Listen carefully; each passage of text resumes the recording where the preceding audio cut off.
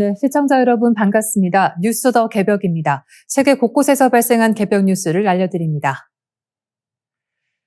중국 구이저우 성에서 세계에서 가장 높은 다리가 개통됐습니다. 이름은 화장협곡대교, 높이 625m, 프랑스 에펠탑의 2배를 넘고 서울 롯데월드타워보다 70m나 더 높습니다. 중국 정부는 지구의 균열을 잇는 다리라며 자국의 건설 기술을 과시했지만 영국 더타임즈는 이 다리를 불안한 토대 위의 세계 최고 높이 다리라 평가했습니다. 그 말 속에는 지방정부의 빚더미와 구조적 경기 침체의 짙은 그림자가 깔려 있습니다. 화장협곡대교는 길이 2,890m, 주경간 1,420m 규모로 협곡 양쪽을 단 2분 만에 잇습니다. 교량 위에는 유리 엘리베이터, 전망 카페, 번지점프대까지 설치돼 관광 자원으로 활용될 예정입니다. 구이저우 성은 험준한 산악 지형 때문에 도로 건설이 어려워 오랫동안 경제 발전이 더뎠습니다. 이를 극복하기 위해 다리와 터널, 고속철을 집중적으로 건설했으며 그 결과 세계 최고 높이 다리 10개 중 절반이 이 지역에 있습니다. 그러나 이러한 기록 경쟁은 화려함의 뒤편에 위험한 재정 구조를 남겼습니다. 중국의 지방정부들은 경제 성과를 과시해야 승진할 수 있는 체계 속에서 대규모 인프라 투자를 이어왔습니다. 단기간의 성장 지표를 위해 돈을 빌리고 갚는 문제는 다음 임기자에게 넘기는 방식이 반복된 것입니다. 장부에 잡히지 않는 숨겨진 부채까지 포함하면 중국의 전체 부채는 GDP의 약 120%에 달하는 것으로 추정됩니다.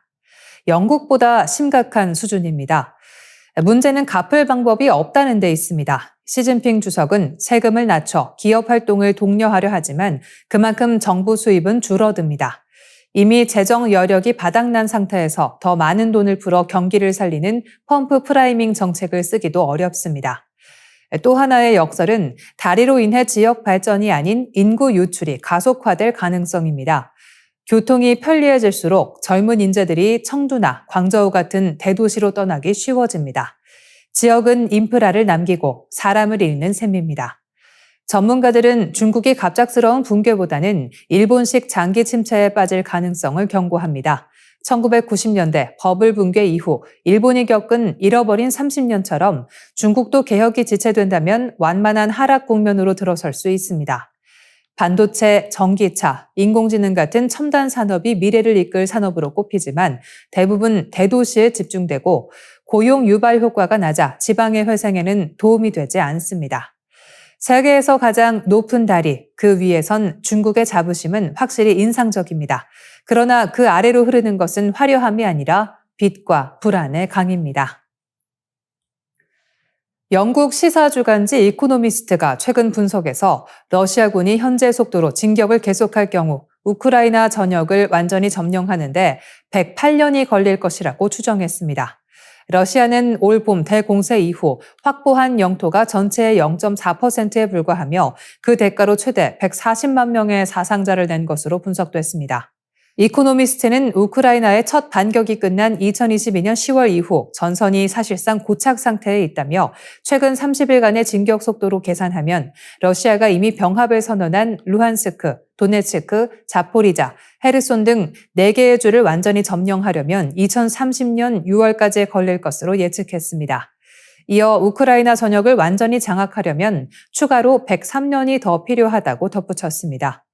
이코노미스트는 자체 메타 추정치를 근거로 2022년 2월 전면 침공 이후 올해 1월까지 러시아군의 사상자는 64만에서 87만 7천 명, 이 중 사망자는 최대 22만 8천여 명에 달한다고 밝혔습니다.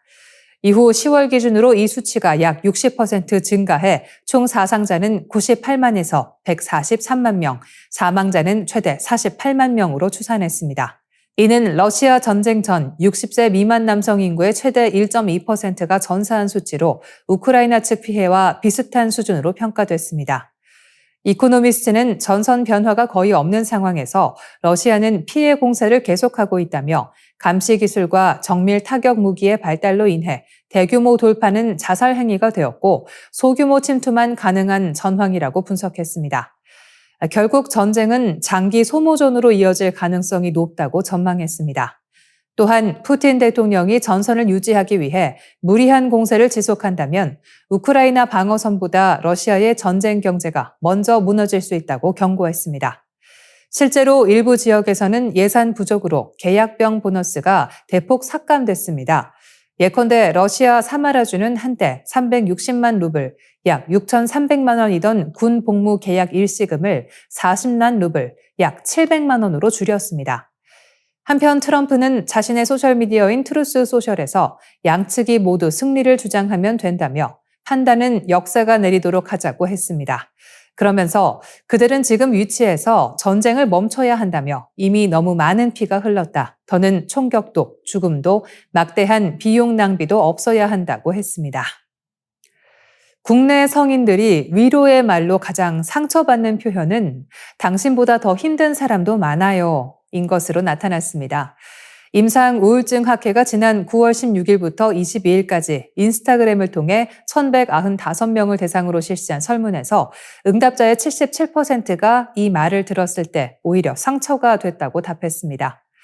이번 조사에는 남성 270명, 여성 925명이 참여했으며 30에서 39세 응답자가 41.6%로 가장 많았습니다. 또한 간단한 우울증 선별 문항에서 40.8%인 488명이 우울증이 의심된다고 응답했습니다. 이들은 일반인보다 대부분의 위로 표현을 더 부정적으로 받아들이는 경향을 보였습니다. 예를 들어 당신보다 더 힘든 사람도 많아요 라는 말에 상처를 받았다는 응답이 우울증 의심군에서 86.9%였던 반면 비우울증군은 68.8%에 그쳤습니다. 너무 예민한 것 같으니 편안하게 생각하세요. 힘내세요. 긍정적으로 생각하세요.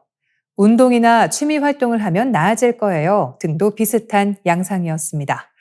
반면 80% 이상이 위로가 됐다고 답한 말들은 달랐습니다. 이야기하고 싶을 때 말해요. 언제든 들어드릴게요. 당신의 잘못이 아니에요. 천천히 한 걸음씩 나아가도 괜찮아요. 치료에는 시간이 걸리겠지만 함께 하겠습니다. 당신은 정말 소중한 사람이에요. 라는 등 공감과 수용의 메시지가 긍정적으로 받아들여졌습니다. 성별에 따른 차이도 두드러졌습니다. 여성은 우리는 이 어려움을 함께 헤쳐나갈 수 있어요.